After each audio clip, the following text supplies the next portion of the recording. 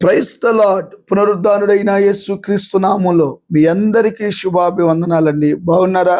యేసయ్య మీ అందరినీ ఆశీర్వదించును గాక. అనుదిన వాత్సల్యత అను నేటి వాక్య ధ్యానాంశాన్ని ఈ ఉదయకాలం ధ్యానించుకుందాం రండి. పరిశుద్ధ బైబిల్ గ్రంథంలో నుంచి 121వ సంకీర్తన 7వ వాక్య భాగాన్ని నేను చదువుతానండి. వీలైతే బైబిల్ తెరిచి వాక్యాన్ని గమనించండి. ఏ అపాయము రాకుండా యెహోవా నిన్ను కాపాడును, ఆయన నీ ప్రాణమును కాపాడును. ఇది మొదలుకొని నిరంతరము నీ రాకపోకలయందు యెహోవా నిన్ను కాపాడును గాక. ఆమేన్. దైవజనమా, చదవబడిన ఈ వాక్య భాగాన్ని విన్న వెంటనే ఏదో తెలియని ఆనందం పుట్టుకొస్తుంది కదూ. చాలా మందికి ఏదో తెలియని దుఃఖం కలుగుతుంది కదూ. నిజమే. ఈ రోజున కుటుంబాల్లో జరుగుతున్న నేరాలు ఘోరాలు అంతా ఇంత కాదుగా. బయలుదేరి బయటికి వెళ్తున్నారు, తిరిగి రాలేని పరిస్థితేగా. ఘోరమైన యాక్సిడెంట్లు చూస్తున్నాం. మనిషి ఇంట్లో నుంచి వెళ్ళి తిరిగి వస్తాడనే గ్యారంటీ లేదు, నమ్మకం లేదు. భయంకరమైన ఫ్లైట్ యాక్సిడెంట్లు అయిపోతున్నాయి, పేలిపోతున్నాయి.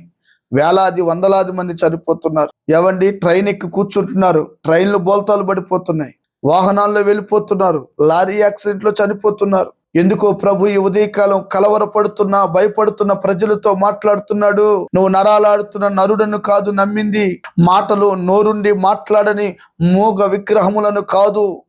ఆయన ఎవరో తెలుసా? సజీవుడైన దేవుడు, మాట్లాడే దేవుడు, నడిచే దేవుడు, కాపాడే దేవుడు, కటాక్షించే దేవుడు, ఆదరించే దేవుడు, ఆదుకునే దేవుడు. నీ కుడి చేయి పట్టుకొని అడుగడుగున అపాయము రాకుండా నిన్ను అద్దరికి క్షేమంగా తీసుకొని వెళ్ళి మరలా నీ ఇంటికి క్షేమముగా తీసుకొని రాగలిగిన సర్వశక్తి కలిగిన దేవుడు నీతోనే మాట్లాడుతున్నాడు. సీఎం కూడా లేని సెక్యూరిటీని దేవుడు నీకు ఇచ్చాడండి. మారు మనసు బాప్టిజం తీసుకొని దేవుని కొరకు బ్రతుకుతున్న నీకు 2 దేవదూతలను ఇచ్చాడు. హై క్వాలిటీ కలిగిన దేవదూతలు నీకు 2 సెక్యూరిటీ గార్డుగా. అందుకే నీ పాదములకు రాయి తగలకుండా దేవదూతలు పట్టుకుంటాయని 91వ కీర్తనలో రాయబడి ఉండలేదా?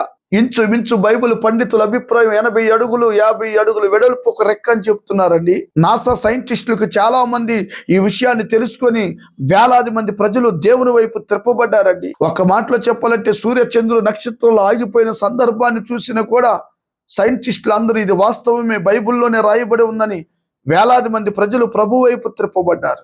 ఈ వాక్యం వింటున్న నీతో ప్రభు మాట్లాడుతున్నాడు.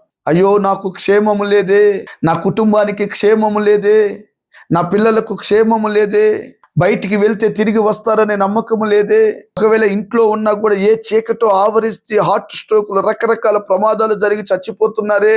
కలవరపడొద్దు, కరోనాలోనే కాపాడిన దేవుడు. కలవరపడొద్దు, ఐగుప్తులో ఉన్నప్పుడే కాపాడిన దేవుడు. కలవరపడొద్దు, తండ్రిని విడిచి త్రప్పిపోయి లోకములో పాపాన్ని అనుభవిస్తున్నా కూడా తిరిగి వచ్చిన వాడిని కాపాడిన దేవుడు.